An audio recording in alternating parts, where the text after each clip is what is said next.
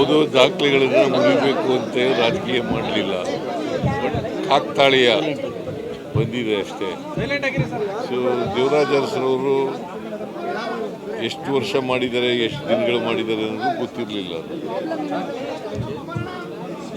ಇವತ್ತು ದೇವರಾಜ ಅರಸರವರ ಜನರ ಆಶೀರ್ವಾದದಿಂದ ಅದನ್ನು ಮುರಿತಕ್ಕಂಥ ಅವಕಾಶ ಸಿಕ್ಕಿದೆ. ನನಗೆ ಸಮ ಮಾಡ್ತಕ್ಕಂಥ ಅವಕಾಶ ಸಿಕ್ಕಿದೆ.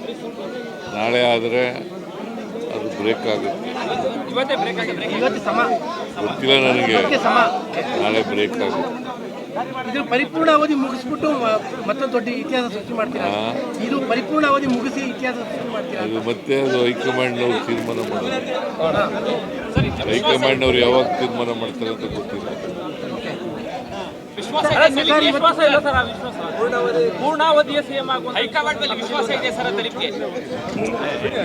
ಇದೆ. ವಿಶ್ವಾಸ ಇದ್ದವರು ಚೀಫ್ ಮಿನಿಸ್ಟರ್ ಹೆಂಗಿದೆ? ಪೂರ್ಣಾವಧಿ ಸಿಎಂ ಆಗ್ತೀರೋ ವಿಶ್ವಾಸ ತಮಗೆ ಪೂರ್ಣಾವಧಿ ಸಿಎಂ ಆಗ್ತೀರೋ ವಿಶ್ವಾಸ? All depend upon high command's decision. Sir, but ಇವತ್ತು ಎಲ್ಲ ಕಡೆಯಲ್ಲೂ ಕೂಡ ನಾಟಿ ಕೋಳಿ ಪಲಾವ್ ಹಂಚ್ತಾರೆ. ಇವತ್ತು ನಾಟಿ ಕೋಳಿಗೆ ಬ್ರಾಂಡ್ ಅಂಬಾಸಿಡರ್ ಆಗ್ಬಿಟ್ಟಿದ್ದೀರಾ. ಯಾರು ನಾಟಿ ಕೋಳಿ ಪಲಾವ್ ಹಂಚ್ಬಿಟ್ಟಿದ್ದಾರೆ ಅಭಿಮಾನಿಗಳು? ಗೊತ್ತಿಲ್ಲ. ಅಲ್ಲಲ್ಲ, ರಾಜ್ಯಾದ್ಯಂತ I do not know about it. ನನಗೆ ಗೊತ್ತಿಲ್ಲ, ಮತ್ತೆ ಯಾರು ಮಾಡ್ತಾ ಇದ್ದಾರೆ ಅಂತಲೂ ಗೊತ್ತಿಲ್ಲ. ಅಲ್ಲ, ನಿಮಗೆ ಗೊತ್ತಾಗಲ್ಲ ಸರ್. ನಾನು ಹಳ್ಳಿಯವನಲ್ವಾ. ಸಾಮಾನ್ಯವಾಗಿ ನಮ್ಮ ಹಳ್ಳಿನಲ್ಲಿ ನೆಂಟರು ಬಂದಾಗ ಮಾತ್ರ ನಾಟಿ ಕೋಳಿ ಕುಯ್ಯೋರು, ನೆಂಟರುಗಳು ಬಂದಾಗ. ಸೊ ಹಂಗಾಗಿ ನಾನು ನಾಟಿ ಕೋಳಿ ಮುದ್ದೆ, ರಾಗಿ ಮುದ್ದೆ, ನಾಟಿ ಕೋಳಿ ಇದನ್ನು ಮಾಡ್ತಿದ್ದೆ ಮೊದಲು. ಈಗಿಲ್ಲ, ಈಗ ಕಡಿಮೆ ಆಗಿದೆ. ಬಟ್ ಈಗ ನೀವು ಒಂಥರ ನಾಟಿ ಕೋಳಿಗೆ ಬ್ರಾಂಡ್ ಅಂಬಾಸಿಡರ್ ಆಗ್ಬಿಟ್ಟಿದ್ದೀರಿ ಊಟಕ್ಕೆ. ಹಳ್ಳಿಯಿಂದ ಬಂದವರು ಭಾಳ ಜನ ಹಿಂಗೆ ಈ ಥರ ನನ್ನ ರೀತಿಯಲ್ಲೇ ಮಾಡ್ತಾರೆ. ನಾನು ಚೀಫ್ ಮಿನಿಸ್ಟರ್ ಆಗಿರೋದ್ರಿಂದ ಸ್ವಲ್ಪ ಜಾಸ್ತಿ ಇದಕ್ಕೆ ಪ್ರಚಾರ. ರಾಜಕಾರಣ ಖುಷಿ ಕೊಟ್ಟಿದೆ ಸರ್. ಇಷ್ಟು ವರ್ಷದ ರಾಜಕಾರಣ ಖುಷಿ ಕೊಟ್ಟಿದೆ ಸರ್ ಅಂತ ತೃಪ್ತಿ ಇದೆಯಾ? ಖುಷಿ ಇದೆಯಾ? ತೃಪ್ತಿ ಇದೆ. ಯಾಕೆಂದರೆ ಜನರಿಗೆ ಕೆಲಸ ಮಾಡೋದೇ ಖುಷಿ. ರಾಜಕಾರಣ ಅಂದ್ರೇನು? ಬಡವರು, ದಲಿತರು, ಹಿಂದುಳಿದವರು ಅವ್ರಿಗೆ ನ್ಯಾಯ ಕೊಡಿಸ್ಕೊಡ್ತಕ್ಕಂಥದ್ದು, ಅವ್ರ ಕೆಲಸ ಮಾಡಿಕೊಡ್ತಕ್ಕಂಥದ್ದು. ಬಟ್ ಯಾವತ್ತಾದ್ರೂ ಅನ್ಕೊಂಡಿದ್ದೀರಾ ಸರ್ ಈ ಥರದೊಂದು ರೆಕಾರ್ಡ್ ಮಾಡಬಲ್ಲೆ ನಾನು ಒಬ್ಬ ಸಿದ್ದರಾಮಯ್ಯನಿಂದ ಬಂದ್ಬಿಟ್ಟು? ನಂಗೆ ಗೊತ್ತೇ ಇಲ್ಲ. ನಾನು ಭಾಳ ಹೆಚ್ಚಂದರೆ ಒಂದು ಸಾರಿ MLA ಆಗಬೇಕು ಅಂತ ಅಂದ್ಕೊಂಡಿದ್ದೆ. MLA ಆದೆ, ಆಮೇಲೆ ಅವಕಾಶಗಳು ಸಿಕ್ತು, ಮಂತ್ರಿ ಆದೆ, ಡೆಪ್ಟಿ ಚೀಫ್ ಮಿನಿಸ್ಟರ್ ಆದೆ, ಲೀಡರ್ ಆಫ್ ದಿ ಅಪೋಸಿಷನ್ ಆದೆ, ಮುಖ್ಯಮಂತ್ರಿನೂ ಆದೆ. ಹೀಗೆ ಅವಕಾಶಗಳು ಬಂದಿದ್ದಾವೆ, ಮಾಡಿದ್ದೀನಿ. ದೇವರಾಜ ಅರಸರು ಕೂಡ ಮೈಸೂರಿನವರೇ ಸರ್, ನೀವು ಮೈಸೂರಿನವರೇ. ಹಾಗಾಗಿ ಮೈಸೂರಿನಿಂದಲೇ ಈ ರೀತಿಯಾದ ದೀರ್ಘಾವಧಿಯ CM ಅಂತೇಳಿ ಒಂದು ದಾಖಲೆ ಉಳ್ಕೊಂಡಿರೋದು ಸರ್. ಮೈಸೂರಿಗೆ ಅವರು ಮೈಸೂರಿನವರು, ನಾನು ಮೈಸೂರಿನವರು.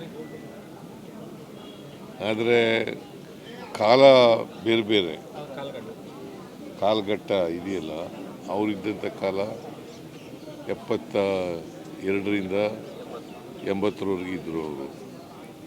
ನಾನು 2 ಟರ್ಮ್ ಇದ್ದೀನಿ, 83ರಿಂದ 2013ರಿಂದ 18ರವರೆಗೆ, ಮತ್ತು 2023ರಿಂದ ಇಲ್ಲಿವರೆಗೆ ಇದ್ದೀನಿ.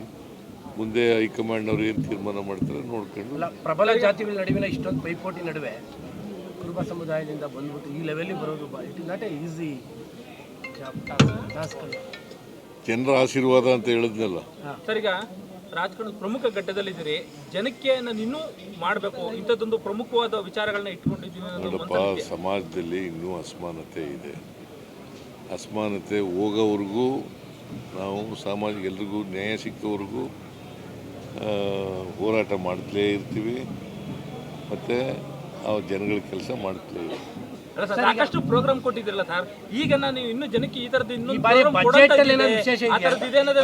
ಮೈಸೂರಿಗೆ ಅಥವಾ ರಾಜ್ಯಕ್ಕೆ ಹೊಸ ಈ ಬಾರಿ ಬಜೆಟ್ನಲ್ಲಿ ಬಂದ ಮೇಲೆ ನೋಡಿ.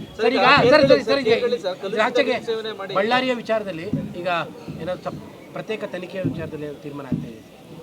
ನಾನು ಇವ್ರ ಜೊತೆ ಹೋಮ್ ಮಿನಿಸ್ಟರ್ ಜೊತೆ ಮಾತಾಡ್ತೀನಿ. ಗೊತ್ತಿಲ್ಲ ನನಗೆ. ಈಗ ಇನ್ವೆಸ್ಟಿಗೇಷನ್ ನಡೀತಾ ಇದೆ. ಸೊ ಇನ್ವೆಸ್ಟಿಗೇಷನ್ ನಡೆದು ಈಗ ಕೆಲವ್ರನ್ನೆಲ್ಲ ಅರೆಸ್ಟ್ ಮಾಡಿದ್ದಾರೆ. Investigation is going on. Investigation ಮಾಡಲಿ. ಅಲ್ಲ, ಕುಮಾರಸ್ವಾಮಿ ಅವರು ನಿನ್ನೆ ಯಾಕೆ ಎರಡೆರಡು ಬಾರಿ ಪೋಸ್ಟ್ ಮಾರ್ಟಮ್ ಮಾಡಿದ್ರು, ಏನು ಇದರಿಂದ ಉದ್ದೇಶ, ಇವೆಲ್ಲ ದುರುದ್ದೇಶ ಇದೆ ಅನ್ನುವಂಥ ಆರೋಪಗಳನ್ನ ಮಾಡಿದ್ದಾರೆ. ಸಿಬಿಐ ತನಿಖೆ ಯಾವಾಗಲೂ JDSನವರು BJPಯವರು ಕಾನೂನು ರೀತಿ ಮಾತಾಡಲ್ಲ, ಅವ್ರು ರಾಜಕೀಯವಾಗಿ ಮಾತಾಡೋದು. ಅವ್ರು ರಾಜಕೀಯವಾಗಿ ಹೇಳಿದ್ದಾರೆ, ನೋಡೋಣ.